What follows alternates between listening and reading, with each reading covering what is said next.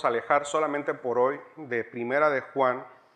Estaba meditando en este capítulo de Lucas y quería que lo pudiésemos compartir. El mensaje se llama Fe en Cristo.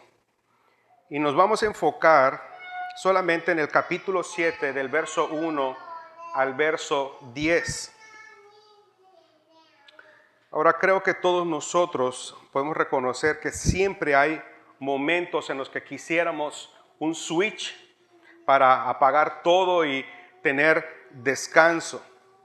Pero lo cierto es que no podemos controlar ni las circunstancias, no podemos controlar a las personas, y nuestra fe en ocasiones es débil y devorada por los problemas.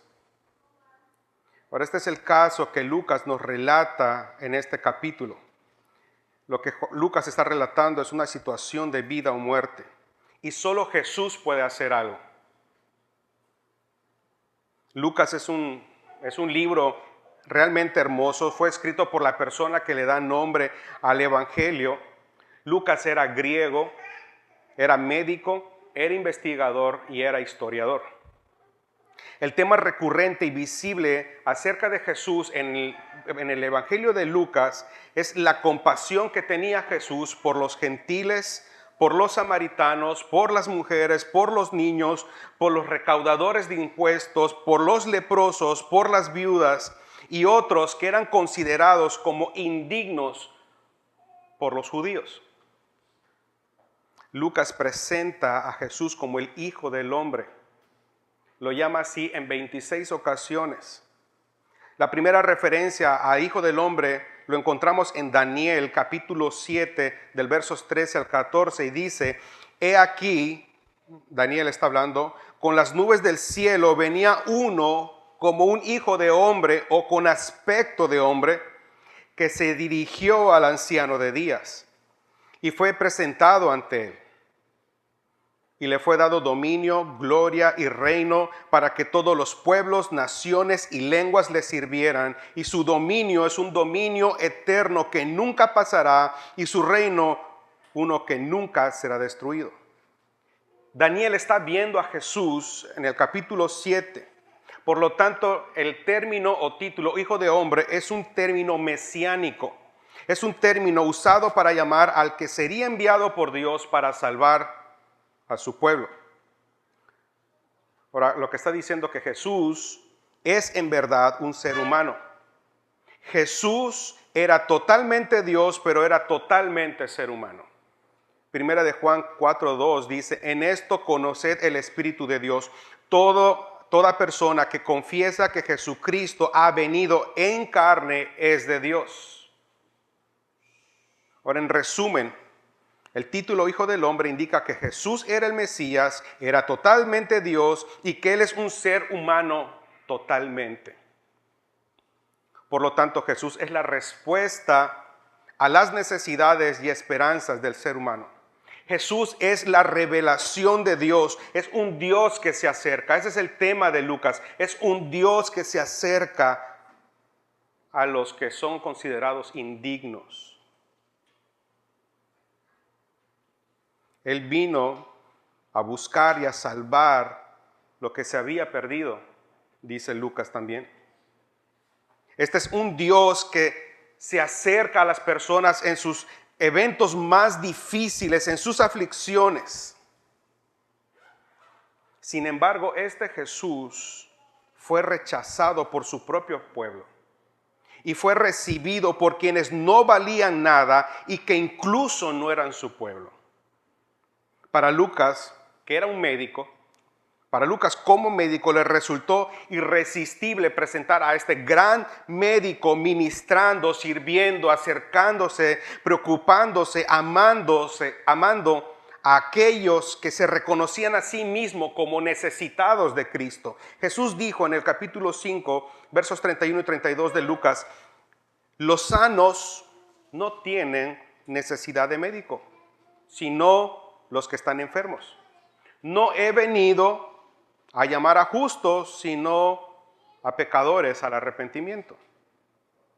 Por lo tanto, Jesús está diciendo, la salvación, la esperanza, la respuesta no puede llegar ni puede ser recibida mientras no admitamos o mientras no admitas tu incapacidad de salvarte por ti mismo y tu gran necesidad de Cristo. A mí algo personal que me encanta de la palabra de Dios es que la palabra de Dios no es solamente teoría, no es solamente enseñanza. La Biblia no solo te da conceptos, también te proporciona ejemplos de cómo luce ese concepto, de cómo luce esa enseñanza, esa teoría en la vida diaria. Nuestro pasaje empieza con una indicación, ahí en el verso 1 del capítulo 7, hay una indicación que dice Lucas, dice, cuando Jesús terminó todas sus palabras al pueblo que le oía, se fue a Capernaum. Hay una estrecha relación entre el último párrafo, el que yo leí, del capítulo 6, del verso 46 al verso 49, y el primer capítulo, o la primera sección del capítulo 7 de Lucas. Hay una estrecha relación. En la última parte del capítulo 6, si usted observa, Jesús está enseñando por medio de una parábola en la que nos presentó a dos constructores, dos tipos de constructores. Constructores sabios y constructores insensatos. El constructor sabio edifica su casa, su vida sobre la roca, sobre terreno firme, el cual es Cristo. ¿Ya? El que escucha mis palabras, dice él. ¿Y cómo lo hace? Escucha las palabras de Cristo y las obedece y se somete a ella. Jesús dijo, todo aquel que viene a mí y oye mis palabras y las hace, es sabio. Ahora, hay otro constructor, el insensato. ¿Quién es el insensato? Él simplemente escucha la palabra de Cristo, le suena interesante, pero nada más. Pese a todo, él sigue su propio camino, un camino inestable. Ahora Jesús en el capítulo 6, en estos versos, señala que la crisis es inevitable. Va a venir una tormenta, dice, un río que golpeará con ímpetu. La crisis es inevitable. Nadie va a poder evitar las crisis, las confrontaciones, los conflictos. Los problemas van a llegar y mientras el constructor sabio verá su casa resistir a la crisis, el insensato va a ver su vida caerse en pedazos. Ahora Jesús termina estas palabras y se dirige a Capernaum. Capernaum no está lejos de donde Jesús está hablando. Históricamente Capernaum fue conocido como el cuartel general de Jesús, entre comillas. Capernaum significa el pueblo de Nahum. Nahum significa consolador o consolación. De manera que Capernaum significa el pueblo de consolación o el pueblo del consolador. Un nombre bastante apropiado por el personaje que ha escogido ese lugar como el centro o base de sus operaciones.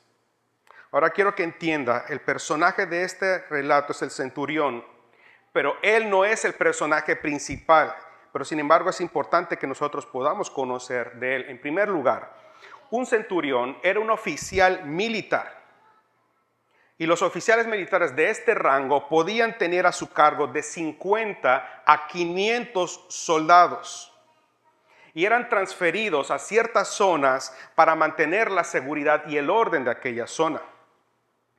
Ahora, Jesús llega a Capernaum y Lucas indica que había un centurión ahí que tenía un esclavo muy enfermo.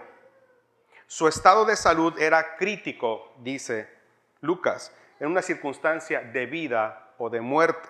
Ahora, este centurión tiene una actitud muy inusual con su esclavo.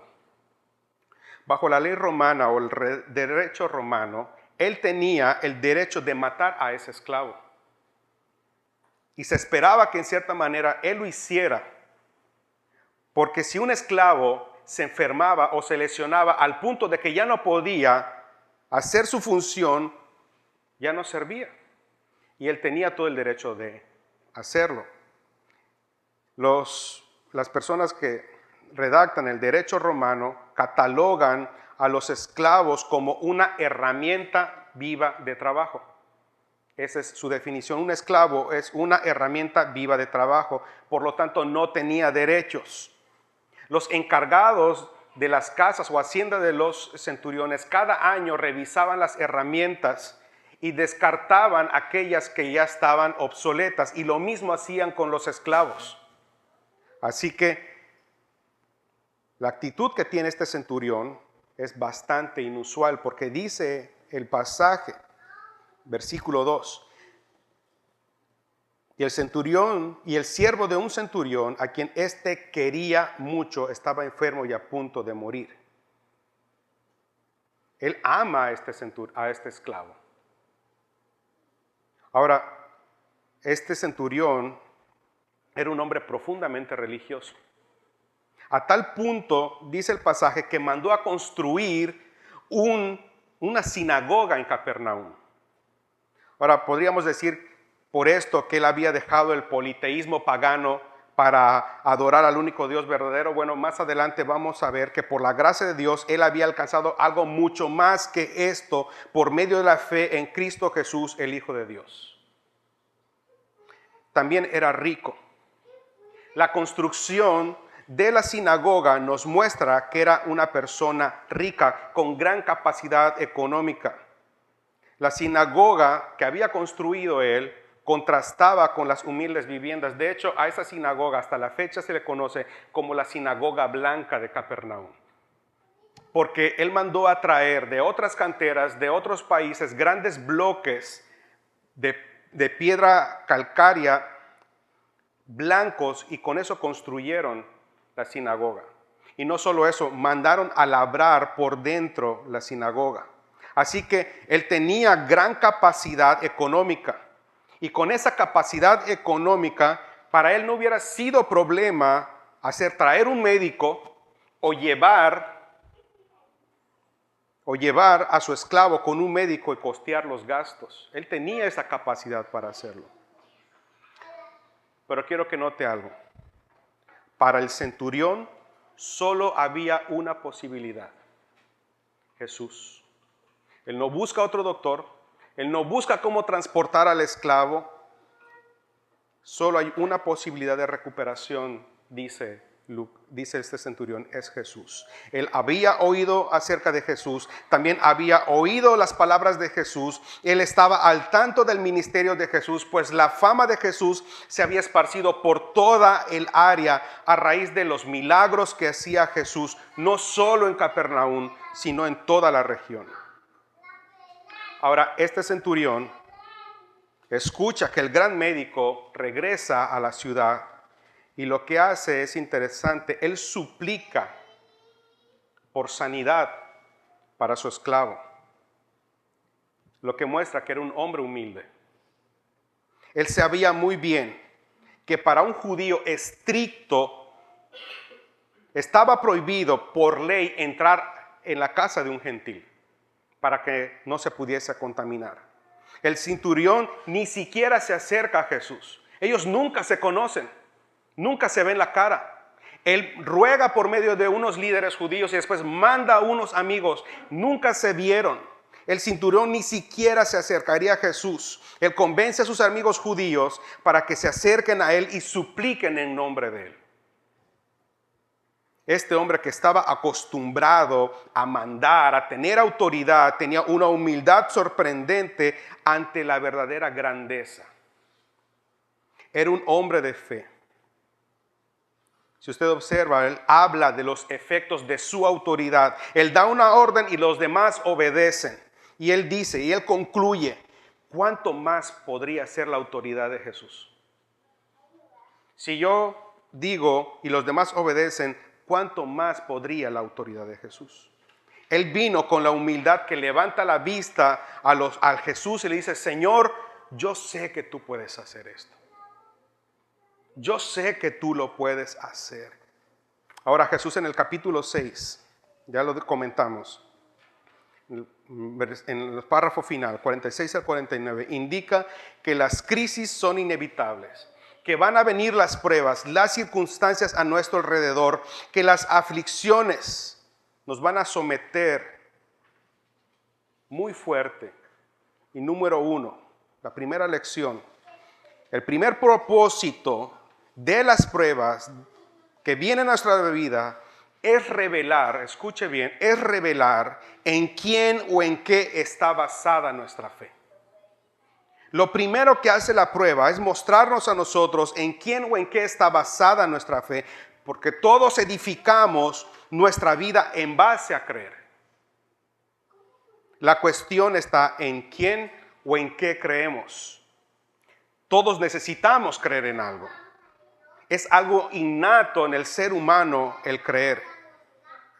Y como dijo Jesús en el capítulo 6, el ser humano solo tiene dos opciones: creer en Dios y su palabra o creer en otra persona o en otra cosa.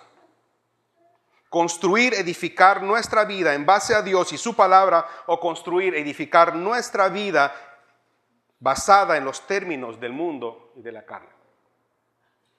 Ahora, a lo largo de la historia de la humanidad, después de la caída de Adán y Eva en el Edén, en todas las culturas, el ser humano ha tratado de explicar, ha tratado de entender los fenómenos a su alrededor y darle una explicación a cada circunstancia que rebasa su control. Puede ser la siembra, puede ser la cosecha, puede ser los elementos de la naturaleza, de la guerra, de las enfermedades. Y por medio de dioses, entre comillas, diseñó su sistema de creencias y su religión. Entonces tenemos a muchas religiones con muchos dioses para cada elemento de la naturaleza o para cada evento, y explicar cada evento de la naturaleza. Y todo es resultado entonces de si tenías o tienes o no de tu lado a tal o cual Dios. Y para tenerlo de tu lado, algo debías de hacer para ganarse su favor. Y entonces la religión se convirtió en una religión de hacer, de obras. Ahora, Lucas no está ajeno. Yo le comenté, Lucas es griego. Y la audiencia que habrá de recibir este evangelio está familiarizada con la religión griega, la cual tiene un Dios para cada evento, y cada uno de ellos tiene sus propias demandas para recibir o para dar un favor. También el centurión está familiarizado con este concepto. Sin embargo, su actitud hacia Jesús muestra la gracia de Dios. Él había llegado a la conclusión de poner su fe en Cristo Jesús. Él era el Hijo de Dios, era el Hijo del hombre, Dios encarnado, el único camino a Dios, el único camino, la única verdad y la única vida. Por lo tanto, había esperanza para él. Su fe no estaba en su capacidad económica, su fe no estaba en su capacidad política, su fe no estaba en otra cosa que no era Cristo, que no fuese Cristo Jesús. La única solución para él y para esta circunstancia de vida o muerte es Cristo para él. La prueba nos muestra en quién o en qué está basada nuestra fe. Ahora, tristemente, mucho del cristianismo hoy en día tiene el mismo olor de una doctrina de méritos humanos. Si haces cosas buenas, te mereces cosas buenas de parte de Dios. Y prácticamente Él está comprometido a darte lo que deseas porque tú ya hiciste tu parte. Por lo tanto, se desarrolla un concepto equivocado de quiénes somos nosotros. Y las pruebas vienen y ellas lo único que hacen es revelar, una vez más, en quién o en qué está puesta nuestra fe y revelarnos cuál es el concepto que tenemos de nosotros mismos y el concepto que tenemos de Dios. Note lo que dicen los ancianos. Dice que los ancianos o líderes de la sinagoga de Capernaum se acercan a Jesús a hacer este favor y le insisten diciendo: el centurión es digno de que le concedas esto. Es digno de que le concedas esto. Ellos tienen una buena intención, por supuesto, pero su doctrina está equivocada. Ellos se acercan apelando a los méritos que el centurión había obtenido como ellos dicen, al amar a nuestro pueblo y porque fue quien nos edificó la sinagoga, por lo tanto, tú estás comprometido. Él ya hizo su parte, tú le tendrías que responder a esa petición. Sin embargo, la doctrina verdadera habla de un modo distinto. La doctrina verdadera dice que nadie es digno de Dios. No hay nada en la tierra que le podamos ofrecer a Dios. Dice la Biblia, Dios preguntando, ¿quién me ha dado algo para que yo se lo restituya? Dice Dios, ¿quién le ha dado o quién me ha dado primero para que yo le tenga que recompensar? ¿Quién me ha dado algo? De hecho, todo eso que tú bueno puedas hacer, no viene de ti. Yo te doy la capacidad para hacerlo, por lo tanto es mío. No hay nada que tú puedas producir por ti mismo. Tú no eres digno, tú no tienes nada, tú no eres la capacidad, yo te di la capacidad.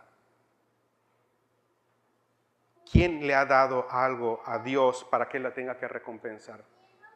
¿Está obligado Dios a recompensarnos? La pregunta es, ¿está Dios obligado a restituirnos aquello que nosotros decimos lo perdí? No. Gran parte de nuestro error está en que nosotros desconocemos quién es Dios. O tenemos conceptos equivocados de qué es Dios. Más que de una religión, nosotros estamos urgidos de conocer a Dios.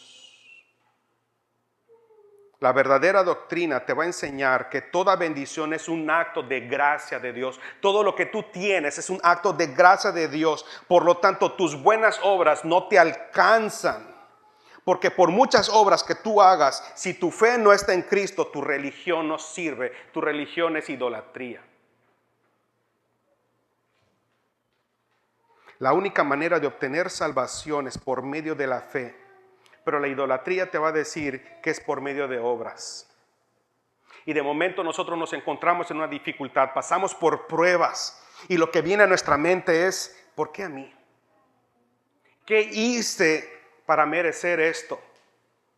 Pensamos que es por algo malo que hicimos o algo bueno que dejamos de hacer. Y entonces, ¿cuál es la solución? Hacer cosas buenas. Tengo que hacer esto, tengo que hacer lo otro. A mí personalmente cuando pasa esto me genera muchas preguntas. La primera que generalmente me viene a la mente es, ¿cuántas cosas buenas debo de hacer? Ok, tengo que hacer cosas buenas, muy bien. ¿Cuántas cosas buenas tengo que hacer? Ahora, número 2, ¿qué tan buenas deben ser? Y número 3, ¿cómo sé que en realidad son buenas? No sé si alguien me pudiese responder. Yo creo que nadie me puede responder eso. ¿Cuántas obras tengo que hacer? No lo sé. ¿Ya? Ahora, ¿qué tan buenas deben de ser? Pues entiendo que deberían ser perfectas para que agraden a un Dios perfecto. Tendrían que ser justas para agradar a un Dios justo y santas porque Él es un Dios santo. Ahora, ¿cómo sé en realidad que todo esto es así? ¿Cuál es el estándar? ¿De dónde saco yo la medida para yo poder calificar que mis obras son en realidad buenas? Pero en lo que trato de encontrar las respuestas, me doy cuenta que en realidad estoy enfocado en mí. Mi fe está en mí. Y en cierta manera, yo soy mi propio salvador y me doy cuenta que es idolatría. Como ir con Dios y decirle, a ver Dios, ¿qué es lo que tú quieres que haga? ¿Cómo quieres que lo haga? ¿Cuál debe ser la calidad de las cosas que quieres que haga para que yo lo haga y tú me des? Nadie puede hacer eso. Nadie puede cubrir el estándar de Dios. Entonces yo no necesitaría a Cristo. Si soy capaz de cumplir todos los parámetros de Dios, entonces ¿para qué vino Cristo? Mi propia incapacidad me apunta a que Cristo es la única solución. Y eso es lo que entiende el centurión. Cristo es la única solución. Ahora quiero que observe lo siguiente. Jesús responde y dice que Él accede a ir con ellos. Él no rechaza la súplica. de estas personas. Jesús no toma en cuenta que el centurión representa al enemigo o al gobierno opresor de aquella época. Tampoco toma en cuenta que es un gentil y que por lo tanto entrar en su casa sería contaminarse. Él no toma en cuenta eso. Tampoco lo hace porque él crea que le debe un favor a este centurión por haber construido una sinagoga. Él sin condiciones, sin motivos, sin méritos, Jesús va con ellos. El relato de este evento en Mateo capítulo 8, verso 7, dice que la respuesta de Jesús fue: iré y le sanaré. No hay ninguna condición, no hay nada que más tome en cuenta Jesús. Él dice: iré y le sanaré. Esto es gracia pura. Es amor al máximo. Jesús, el Dios que dice no hay nada que Él necesite de nadie, no hay favor que yo le deba a nadie. Él dice: yo voy a ir y le voy a sanar. Eso es gracia, eso es amor al máximo. Déjeme leerle algo que encontré en un libro que he estado leyendo que se llama El Valle de la Visión. Es una colección de oraciones puritanas.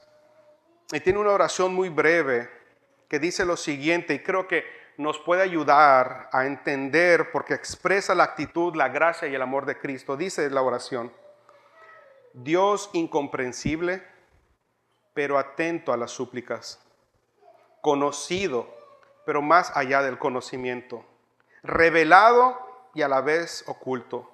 Dice: mi situación y mis necesidades me atraen a ti, porque tú nunca has dicho me buscas en vano. Nunca has dicho me buscas en vano.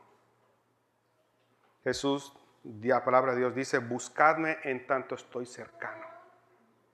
Búscame y me hallarás. Clama y yo te responderé. Es digno, habían dicho los ancianos, pero el centurión tenía otro concepto de Cristo y por lo tanto de sí mismo. Porque a medida que nosotros conocemos a Dios, nos vamos a conocer a nosotros mismos. El centurión dice en el versículo 6: pero cuando ya estaban lejos, el centurión envió a él unos amigos diciéndole: Señor, no te molestes, pues no soy digno de que entres bajo mi techo. Ahora quiero que noten una cosa. Él no llama rabí a Jesús. La mayoría llamaba rabí o maestro a Jesús. Él le llama Señor. Recuerde que es un militar el que está hablando. Así que un militar entiende o sabe reconocer cuando alguien de una categoría más alta, un rango más alto le está hablando. La palabra que el centurión emplea aquí es curios.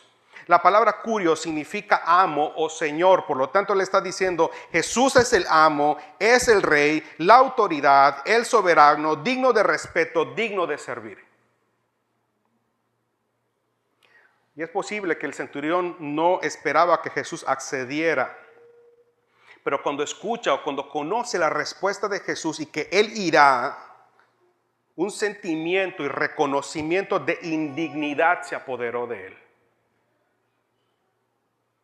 Hacia sus adentros se dijo: ¿quién soy yo en comparación a Él? Él es Dios excelso, soberano, la encarnación majestuosa de la más grande autoridad, no de la tierra, del universo. Él es quien creó todas las cosas y por quien todas las cosas subsisten. ¿Y quién soy yo? ¿Qué es mi casa para recibir a tan distinguido huésped? Yo soy un simple mortal, Él es eterno. Yo una simple criatura jugando a ser Dios, y Él solo abrió su boca y las cosas fueron creadas. Yo soy un pecador, Él tan santo, no soy digno, no le merezco. Él ni siquiera tiene que venir a mi casa, a la casa de este gentil y contaminarse. Solamente que dé la palabra y su orden será cumplida. Y esto nos hace pensar una cosa. ¿Cuál es la posición que asumimos nosotros en los problemas? ¿Qué posición asumimos? Yo merezco que Él me resuelva. Yo merezco esto, yo merezco lo otro. Él dice: yo no soy digno. El centurión está en posición de esclavo. El centurión está en posición de esclavo. Él reconoce que no hay nada que pueda hacer o merecer que condicione a Jesús sanar. Todo radica en su soberanía. Él solo apela a esa gracia. ¿Sabe? Yo creo que Él es capaz de reconocer las palabras de Dios a Moisés en Éxodo capítulo 33, verso 19, cuando Dios dijo: voy a tener misericordia de quien yo quiera tener misericordia y tendré compasión de quien yo quiera tener compasión. Yo no estoy obligado a tener misericordia de nadie, yo no estoy obligado a tener compasión de nadie. No tengo la necesidad, no tengo por qué. Y déjame decirle en este contexto, todos hemos pecado, dice la palabra de Dios. Si Dios decidiera que toda la humanidad se fuese al infierno, es justo, porque todos hemos pecado. Él no está obligado a mostrarle compasión y misericordia a nadie, pero Él es grande en misericordia, grande en amor, que no hizo eso, sino que mandó a Cristo Jesús, la única solución para darnos vida eterna y podamos tener comunión con Él. ¿Qué concepto tenemos de nosotros mismos? Su fe lo ha llevado a conocer y a reconocer a Jesús y a sí mismo. Porque la verdadera fe empieza reconociendo quién es Dios y quién soy yo. La verdadera fe nos obliga a despojarnos de toda falsa pretensión y de todo concepto erróneo de nosotros mismos y nos coloca en la posición correcta, la que nos corresponde. ¿Sabe cómo se llama nuestra posición correcta? Es esclavos. Él es el amo, Él es el Señor. Nosotros somos sus siervos, somos sus esclavos. Y los esclavos viven de rodillas frente al amo. Y hablaba esta semana con una persona y le decía: ¿sabes? Todos un día nos vamos a humillar delante de Dios, por las buenas o por las malas. Viene el día cuando toda rodilla se doblará y toda lengua confesará que Él es Señor. Solo que van a estar divididos en bandos. Los que van para perdición eterna y los que van para vida eterna. Pero todos un día van a doblar sus rodillas, quieran o no quieran, ahí incluyendo al enemigo de nuestras almas. Así es como nosotros vamos a enfrentar los problemas. Así es como vamos a descansar a pesar de ellos. Así es como vamos a obtener paz. Tengo que tener, o debemos tener, el concepto correcto de quién es Dios y de nosotros. Él es Dios. Él controla todas las cosas. Yo no lo puedo controlar, pero Él sí lo puede controlar. Él es justo, amén, pero es misericordioso. Es amor. Él no se deleita en la destrucción. Él se goza en tener misericordia. Y dice Dios: yo me deleito, yo me gozo en perdonar, en salvar. Ahora, ¿cómo vamos a nosotros a tener el concepto correcto de Dios y nosotros? Bueno, tenemos que escucharla y tenemos que mirar su palabra. Tenemos que escuchar y mirar su palabra. La vida de cada uno de nosotros se basa en una de estas dos actitudes. O adopto la palabra de Dios y vivo de acuerdo a ella, o simplemente la ignoro y no me someto a ella. Otra cosa más. La verdadera fe tiene a Jesús no como la última opción, sino como la primera y única opción. Note que el centurión no busca a Jesús después de tratar de haber resuelto el problema. Él busca a Jesús porque para el centurión Él es su única y primera opción. Por lo tanto, fe en Cristo significa adoptar la palabra de Dios y actuar de acuerdo a ella simplemente porque es la palabra de Dios. ¿De dónde viene la autoridad de la palabra? De la autoridad de Dios. Fe en Cristo significa creer en todo lo que Él ha dicho, precisamente porque Él lo ha dicho, y no nos moveremos de ahí. Yo creo en Dios porque Él es Dios. Porque Él no es mentiroso, nunca ha mentido, nunca va a mentir. Si yo leo la Biblia, no voy a encontrar una sola evidencia de que Dios engañó a alguien, jamás. Y yo puedo basar mi fe en este Dios todopoderoso y soberano. Entonces, vamos a creer, vamos a confiar y descansar en Él. No vamos a poner nuestra fe, nuestra esperanza y amor en nada ni en nadie más. Creeremos en Él. Creeremos en Él. Sabemos y confiamos que Él es fiel. Amén. Que es bueno, que es sabio, que es misericordioso. La pregunta es, ¿por qué cuando vienen las pruebas yo no voy a mantenerme con lo mismo? ¿Por qué cuando viene la prueba me comporto como que yo no tengo un Dios de amor, un Dios misericordioso, un Dios que todo lo puede, un Dios que es fiel? ¿En dónde está el cortocircuito entre lo que creo o creo creer y cómo yo actúo? Es que yo no estoy sometido a la palabra de Dios, yo solo tengo conceptos, pero la palabra de Dios no está arraigada en mi corazón. Yo necesito que la palabra de Dios esté habitando en mí para que yo pueda permanecer en ella. Déjeme hacerle otra pregunta. Cuando llegan los problemas, las crisis, mi pregunta ¿es Cristo su primera y única opción? ¿O Cristo es su última opción porque usted ya trató de resolver los problemas por usted mismo, o porque buscó a alguien que le resuelva los problemas, o porque usted ya lo intentó todo y entonces Cristo, bueno, a ver si puede Él, bueno, es lo último que me queda? Cristo es nuestra única y primera opción. Tiene que ser nuestra primera y única opción.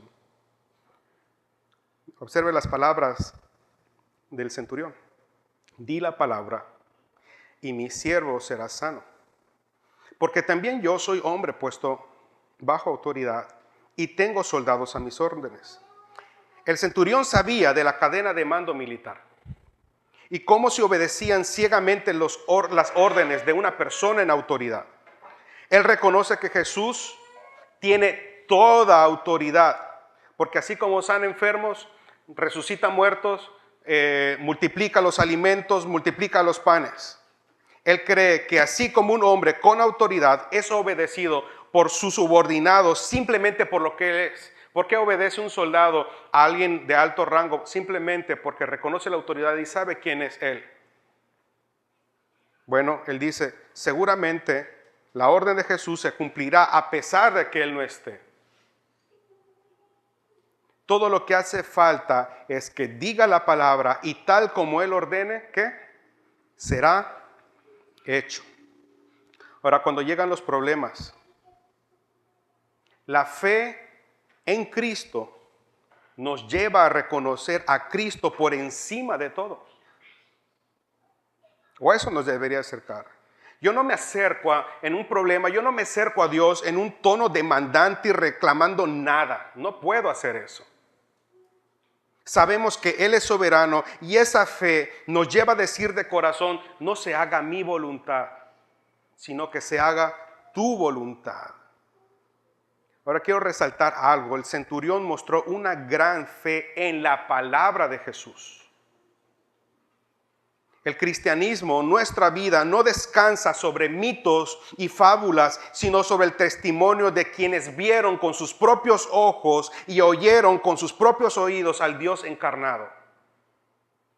La fe no descansa en revelaciones o en sueños. La fe descansa en la palabra de Dios. Muchos oran pidiendo que el Señor les hable por medio de sueños. Señor, quiero soñar esto. Contéstame si es tu voluntad que yo sueñe esto. Basan su fe en ello. Muchos viven su cristianismo por experiencias prestadas de otras personas. Es decir, su fe se basa en lo que otros vivieron, pero ellos nunca han experimentado nada de eso. Muchos quieren que Dios les hable audiblemente, pero amados, lo que Dios entiende que tú y yo necesitamos saber, conocer para vivir según su voluntad buena, agradable y perfecta, ya está revelada en su palabra. Tú no necesitas que otra persona venga y te diga, Dios me dijo para ti esto, yo soy. Aquí está la palabra de Dios. ¿Quieres conocer y quieres que tu fe crezca? ¿Quieres una fe sólida? Atiende la palabra de Dios, léela, estúdiala, memorízala, órala, obedécela, sométete a ella. Eso es lo que tienes que hacer. Fe en la palabra de Dios. Esta debe ser nuestra determinación como cristianos. Las alternativas van a venir, las alternativas te van a presionar con fuerza. La pregunta es, ¿seremos tan insensatos para apoyarnos en este mundo y lo que puede ofrecer? ¿O vamos a ser sabios actuar con sabiduría y apoyarnos en Dios, en su palabra y vivir de acuerdo a ella. ¿Cuál es el principio que controla tu vida? ¿La palabra de Dios? ¿Es la sabiduría del mundo con su análisis astuto y equilibrado de la historia y las estadísticas y el conocimiento humano? ¿O es la palabra de Dios que nos advierte que esta vida y este mundo son transitorios y que solamente son una preparación para el mundo futuro? Debemos preguntarnos, ¿está mi vida? No busques de los demás, pregúntate tú a ti mismo, ¿está mi vida basada en un principio de fe real en Cristo Jesús?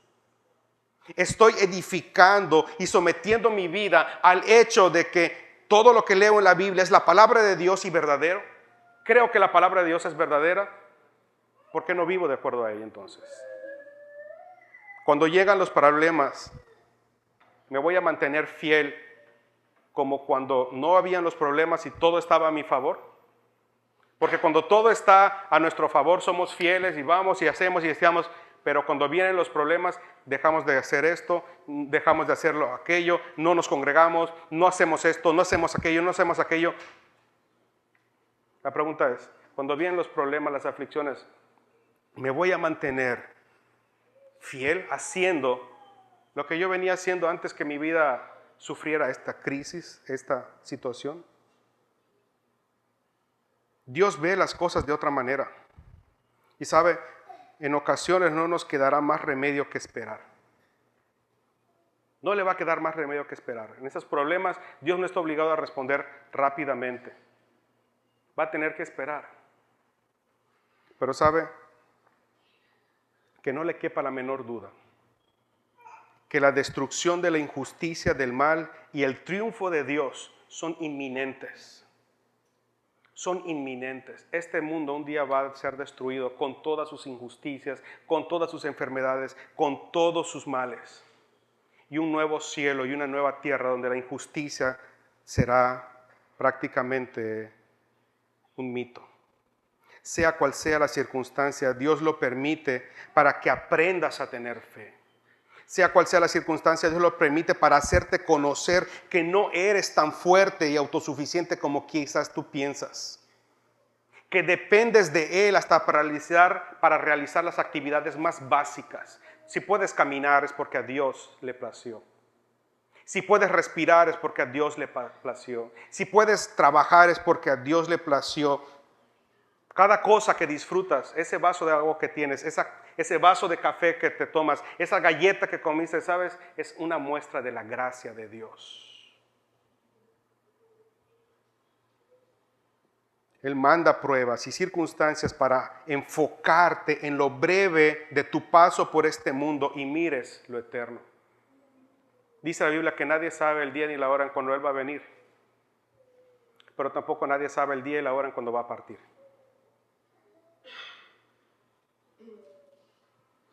Y lo que define nuestra eternidad es en quién o en qué he puesto mi fe. Dios no está en el oficio de hacerte la vida más sencilla, sino en hacerte a la imagen y semejanza de Cristo. Y para que eso ocurra, es necesario que pases por pruebas, por aflicciones, para que seas purificado de todo pecado, para que corrijas tus conceptos equivocados de Dios y de ti mismo, para hacerte más humilde y entendido de que precisas la gracia, necesitas la gracia de Dios para todo, literalmente para todo. Quiero que volvamos de nuevo a Jesús. Dice Jesús al final, al oír esto, Jesús se maravilló de él y volviéndose, o sea, regresándose a las personas, le dijo a la multitud que le seguía, les digo que aún en Israel he hallado una fe tan grande. Es pocas las ocasiones que vemos a Jesús asombrarse. Y aquí es una de ellas. Jesús está asombrado y la razón es exactamente contraria a la que los líderes religiosos creían. Ellos tenían una fe errónea porque tenían un conocimiento erróneo y habían desarrollado un concepto erróneo de quién es Dios y de quiénes son ellos. Note que Jesús, cuando van los líderes y le dicen, él merece que tú le hagas, Jesús ni siquiera se detiene a decir, él no merece nada, él no se detiene a hacer eso. Él deja pasar el comentario. Pero cuando ve la fe de esta persona, de este centurión, dice que se asombra. ¿Por qué? Porque el entendimiento de la autoridad espiritual que tenía el centurión hizo a Jesús maravillarse. Su sencilla confianza en la capacidad de la mera palabra de Dios para sanar mostró una fe que está libre de dependencia supersticiosa, está libre de dependencia de méritos, está libre de obras meramente externas. Él realmente cree que Él es el Hijo de Dios, la única opción, y con esa opción yo me voy a morir, no sé qué va a ocurrir. Él tiene el poder para hacerlo, y si no lo hiciera yo me voy a mantener. Él tiene ese tipo de fe. Esta es una fe atípica, porque lo típico sería que creyera, como muchos hoy creen, que Dios le va a amar y le va a bendecir debido a su récord de buenas obras. Lo típico sería que, como los religiosos de la época y de esta época, su fe estuviera en acciones religiosas en lugar de Dios. Quiero ir concluyendo. Todos necesitamos un Salvador. Los problemas, las dificultades, las aflicciones, todo apunta a lo incapaces que somos para salvarnos a nosotros mismos y de la urgencia de un gran Salvador. De hecho, los problemas y las dificultades revelan lo enfermas que pueden estar nuestras almas. Enfermas de egoísmo, enfermas de codicia, enfermas de avaricia, enfermas de falta de perdón, enfermas de orgullo, enfermas de querer controlar las cosas, enfermas de creer que nos merecemos todo en la vida, enfermas de creer que todo debe salir como nosotros planeamos, enfermas del cáncer del odio, de la rencilla. El pecado ha sido como el SIDA, ha dejado a nuestra alma incapaz de defenderse, y lo que hacemos son esfuerzos inútiles. Buscamos en el deporte, buscamos en el trabajo, buscamos en la medicina, buscamos en las plazas, buscamos en la playa, buscamos en los placeres algo que nos pueda salvar. Incluso puede ser que tu religión esté secando tu vida, porque has diseñado un Dios a tu manera que debe obrar según tu conveniencia. Llámale como quieras, puede ser un Dios legalista o un Dios libertino. Porque muchas veces Dios es predicado simplemente como un Dios que demanda muchas cosas. Otras es predicado como un Dios que es todo amor, que no demanda nada. Puedes tener un Dios que asusta o uno bonachón, pero ambos conceptos son incorrectos.